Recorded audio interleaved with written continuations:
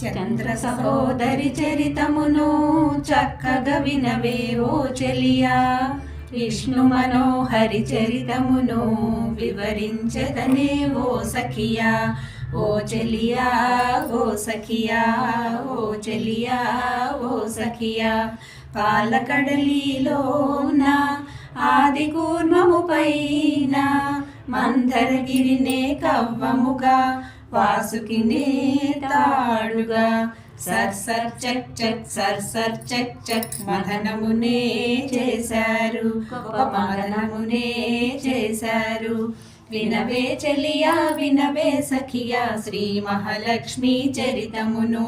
సెగల పొగల హాలాహలమే ముందుగా పుట్టెను సంద్రము నుండి, దేవదానవులు భయభ్రాంతులై పరుగున చేరిరి కైలాసమునకు.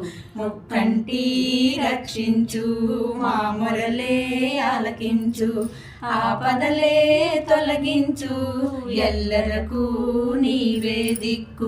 వినవే చెలియా వినవే సఖియా, శ్రీ మహాలక్ష్మి చరితమును.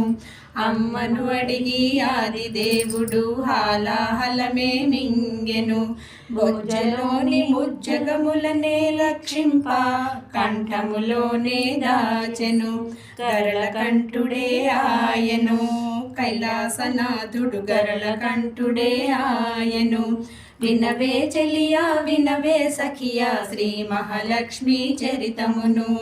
భయమే తొలగెను ఆనందం కలిగెను, మళ్ళీ చిలుకుట మొదలాయెను.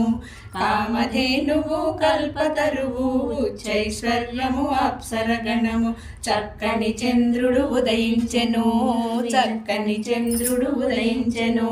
వినవే చెలియా వినవే సఖియా, శ్రీ మహాలక్ష్మి చరితమును.